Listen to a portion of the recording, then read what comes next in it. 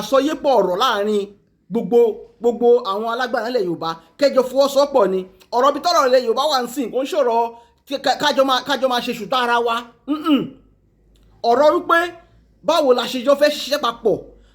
táwọn kan máa fọwọ́ mú region kan táwọn kan máa fọwọ́ mú region kan táwọn kan máa lọ sí ibì kan táwọn kan máa lọ sí ibì kan táwọn fi máa secure gbogbo ilẹ̀ wa ọ̀rọ̀ tó wà lẹ́yìn nìyẹn.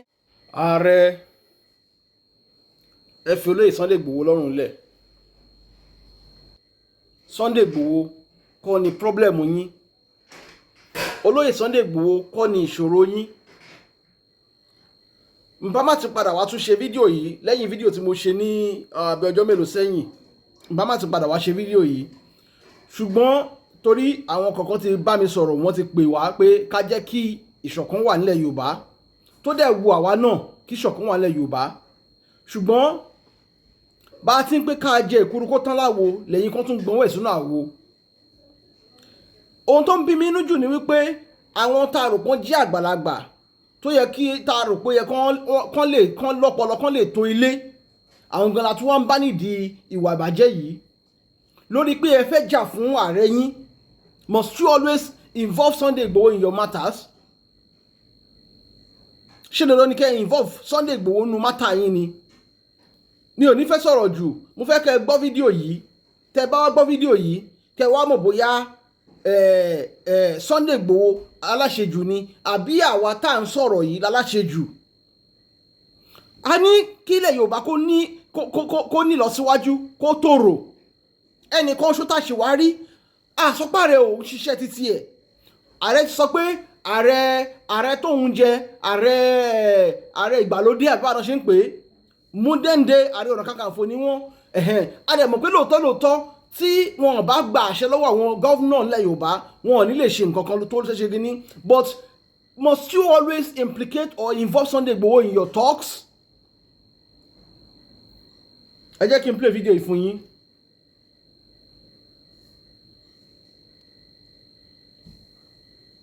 Ẹ̀yin tá a rò pé àgbàlagbà ní tó yẹ kí òye yé yín jù báyìí lọ ẹ̀yin lẹ tún wá ń sọ̀rọ̀ ẹ̀ wá ń sọ pé ẹ̀ ń ṣọ́ Sunday Igboho ó mì pé ẹ̀yin gangan ọwọ́ yín ò mọ́ inú ọ̀rọ̀ máa yẹn. Ẹ má bínú mò ń bọ̀ ẹ má jẹ́ kí mi fẹ́ dá yín lágara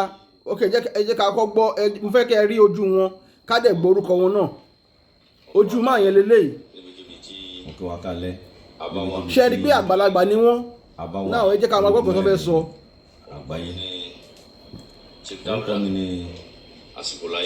Orúkọ wọn ni Chief Dauda Àsìkòláyé tí mo jẹ́ administrative secretary. Ok. Èmi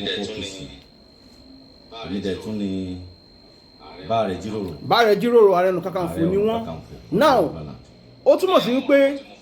gbogbo tí máa ń fẹ́ sọ nínú fídíò yìí ohun tí Ààrẹ Ọ̀nà Kakanfò tọ́jọ́ ti sọ tó tẹ́ wọn lọ́rùn ni. Now lẹ́lẹ̀kíní ẹ jẹ́ ká gbọ́ fídíò yẹn síwájú náà kí n tó mọ nǹkan tí máa sọ.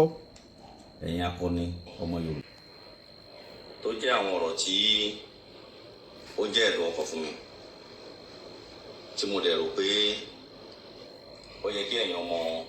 Yorùbá àtàtà ẹ̀yin akọni ọmọ Yorùbá ẹ̀yin olóòótọ́ nínú ẹ̀yin ọmọ Yorùbá tí mo fẹ́ kẹ́ gbọ́ torí a ti dákẹ́ látọjọ́ yìí àwọn wò nǹkan tí àwa ń wò ni pé a fẹ́ dúró kí ẹni tó jẹ́ ọ̀gá àwọn tí wọ́n bà orúkọ Ìbà Gani Adams jẹ́ kó jáde síta fúnra ẹ̀. Nǹkan tí mo ṣe ń bí lénìí ẹ̀yin tí ẹ bá mọ̀ mí dáadáa ẹ máa mọ̀ pé ó wà very unusual of me. Mi ò ń jáde láti ṣe interview mi ò dẹ̀ kí ń fi ìbínú sọ̀rọ̀. I am always a peacemaker. Àmọ́ kí ní ìfẹ́ máa get out of hand mo wá rí wípé it is high time to clear the air. Ìyẹn ló jẹ́ kí n jáde láti bí ọjọ́ méjì mẹ́ta láti rí àwọn kan tí wọ́n jáde síta tí wọ́n bà orúkọ Ìbà Gani Adams jẹ́ tó ń parọ́ oríṣiríṣi tó ń pamọ́ wọn especially láti ọ̀dọ̀ olóyè Sunday Igboho wọ́n lọ fẹ́ fi àsìkò yìí wọ́n fẹ́ fi wọ́n olóyè Sunday Igboho. ṣé ń gbọ́. tó bá mọ̀ yìí pé o bá fẹ́ ta sí ààrẹ jáde síta fúnra ẹ̀ kó ta sí ààrẹ jáde síta one on one kó ta sí ààrẹ one on one is allowed jáde síta kó ta sí ààrẹ kó sọ pé ààrẹ o báyìí o kó fẹnu ààrẹ sọ nǹkan táwọn ń dórí tẹ́lẹ̀ nìyẹn kò kí ṣe pé kí o máa fi ọ̀rọ̀ kó máa pọ́n ààrẹ lé kó máa sọ̀rọ̀ ààrẹ kó máa kó wọn lé ní ojú wọn kó dẹ̀yìn kó máa rán àwọn ajá yìí kó máa rán wọn láti máa bà orúkọ ààrẹ jẹ́. ní àìpẹ́ yìí gbogbo wa la gbọ́ sí ọ̀rọ̀ nǹkan tó ṣẹlẹ̀ ní àárín Ìbà Gani Adams àti olóyè Laji Abbas a dẹ̀ dúpẹ́ lọ́wọ́ Ọlọ́run wípé Ọlọ́run ti ní kí yẹn kó yanjú àwọn èèyàn pàtàkì nílẹ̀ Yorùbá. Bàbá yìí mo mọ̀ pé bó ṣe lè kó jẹ́ wọ́n máa ju Ààrẹ Ọ̀nà Kakanfò lọ pàápàá fúnra wọn. tó dẹ̀ yẹ ó túmọ̀ sí pé wọ́n máa ju olóyè Sunday Igboho náà lọ lọ́jọ́ orí. ipò tí ẹ wá wà níbi tẹ́ ẹ dàgbà dé yìí bàbá irú yín ló yẹ kẹ́ ẹ wá bí àjọṣepọ̀ tó dán mọ́rán tó máa fi wà láàrin olóyè Sunday Igboho àti Ààrẹ Ọ̀nà Kakanfò. tó bá yẹ pé ẹ fẹ́ kí ilẹ̀ Yorùbá ní lọ síwájú tó bá yẹ pé lóòótọ́ lẹ̀ ìfúnra yín nífẹ̀ẹ́ ilẹ̀ Yorùbá irú yín ó yẹ kẹ́ ẹ pe àpépọ̀ láti sọ àsọyé ọ̀rọ̀ láàrin olóyè Sunday Igboho in fact ẹ bá lè organize conference short mini conference láàrin ẹ̀yin olóyè Sunday Igboho àti Ààrẹ Gani Adams kódà kó jẹ́ video call lẹ́jọ́ máa ṣe láti sọ pé ká gbà fúnra wa ká ṣe kinní kan. Besides olóyè Sunday Igboho ò tí ì fìgbà kan sọ wípé òun ṣe lára Ààrẹ Ọ̀nà Kakanfò rí. ṣé tẹ́yìn bá fẹ́ wá parí ìjà tẹ́fẹ́ ẹ fẹ́ kí ìlú tòrò kí ilẹ̀ Yorùbá ní lọ síwájú ṣé irú fídíò báyìí ló yẹ kẹ́ ẹ ṣe. ṣé irú fídíò báyìí ló yẹ ká àgbàlagbà bíi ti yín kẹ́ ẹ máa ṣe torí pé ẹ rò pé ẹ ti jẹ́ báàlẹ̀ ṣe pé táìtù tẹ̀jẹ̀ lẹ́ẹ̀kan yẹn ẹ jẹ́ sẹ́kẹ́tìrì fún OPC ẹ tún wá jẹ́ báàrẹ̀ jíròrò tẹ bá ń báàrẹ̀ jíròrò tẹ̀rẹ̀ mọ́ so káwọn nísìnyí báyìí ẹ sọ̀rọ̀ bẹ́ẹ̀ ni wípé gbogbo àwọn tó máa ń jáde fún Ààrẹ Ọ̀nà Kakanfò yẹn bẹ́ẹ̀ ni wípé gbogbo wọn Sunday Igboho ló ń rán wọn níṣẹ́ kí wọ́n máa fún lésì. tẹ́ ẹ bá wá rò bẹ́ẹ̀ àwọn náà ọ̀pọ̀lọpọ̀ èèyàn náà tún rò ó pé á jẹ́ pé ààrẹ ló ń rán gbogbo ẹ̀yin tẹ́yìn jáde yẹn náà ààrẹ ló ń rán yín iṣẹ́ sí Ààrẹ Laji Abbas sí olóyè Sunday Igboho àtàwọn tó kù.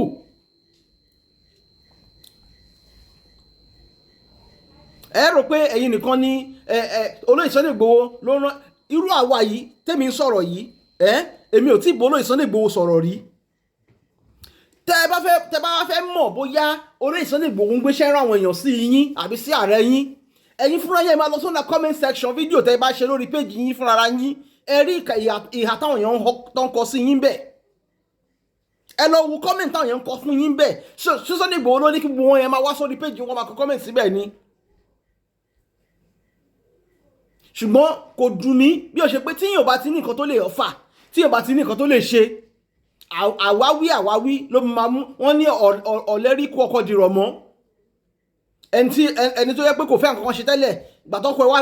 tó jẹjà kú àwa ni kò dé ṣe pé òun fẹ́ ṣe kíní kan ọkọ mi tó ti kú ni ọ̀lẹ́yìn rí kú ọkọ̀ dìrọ̀ mọ́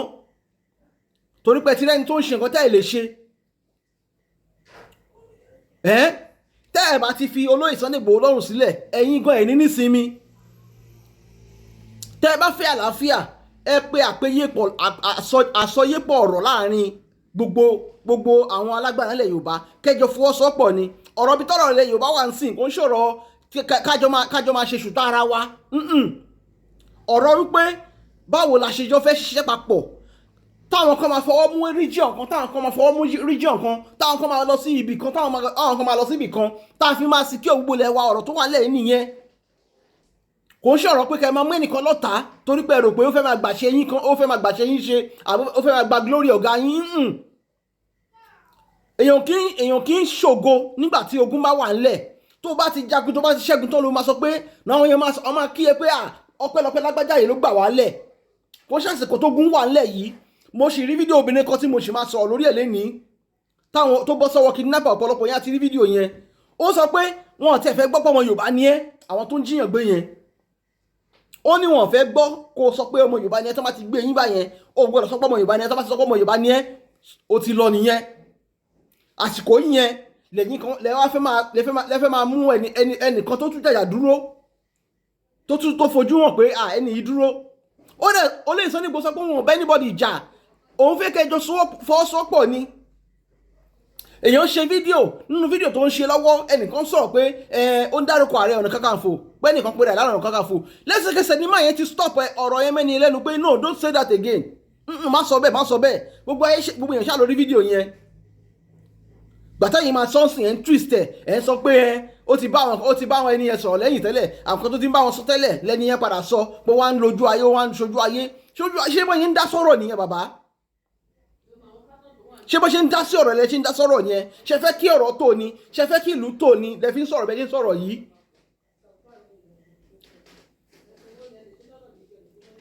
Ẹ jẹ́ ká gbọ́ díẹ̀ sí inú ọ̀rọ̀ wọn. Wọ́n ti dá sí Justice Moshood Abbas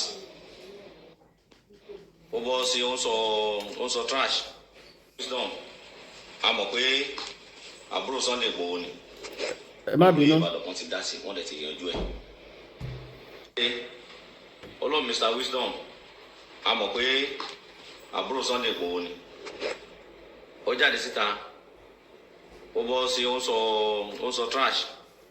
ó ní òun fẹ́ pẹ̀tù sọ́tún àtòsí ọgbà tó débẹ̀ ọ̀tọ̀ ní nǹkan tó ń sọ. A dẹ̀ mọ̀ pé Sunday ló ràn. Ṣé ń gbọ́? Torí a rí pé nígbà tí ọ̀rọ̀ yẹn lọ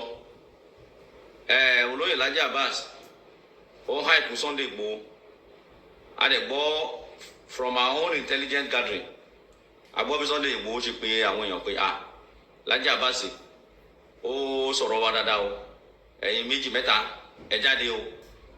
ẹ lọ ṣe program kẹfì páàkì ẹ lórí ọ̀rọ̀ tó ń lọ́nlẹ̀ o, gbogbo ẹ̀ náà làwa náà gbọ́ tí yẹn jáde tó ń sọ wọ́n àgbọ̀ yẹn. Ọ̀sẹ̀ rí kan tó jẹ́ kí n jáde síta léde gangan tó dùn mí jù tí mo fi jáde síta tí mo ṣe wò pé àwọn ò fẹ́ dá gbogbo àwọn rífrafì yẹn lóhùn tẹ́lẹ̀, àwa wò wípé ká jẹ́ kí Sunday fúnra ẹ̀ jáde síta. Ṣé ń gbọ́rọ̀? Kó jáde síta kó gbórí jáde kó ta sí ààrẹ directly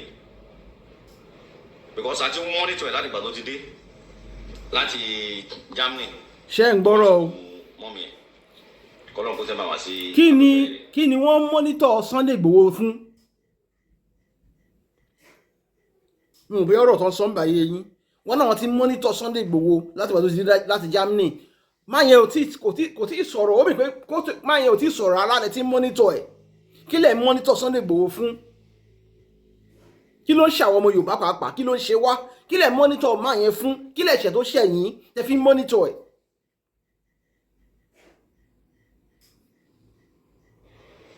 Ìwọ náà lánìyà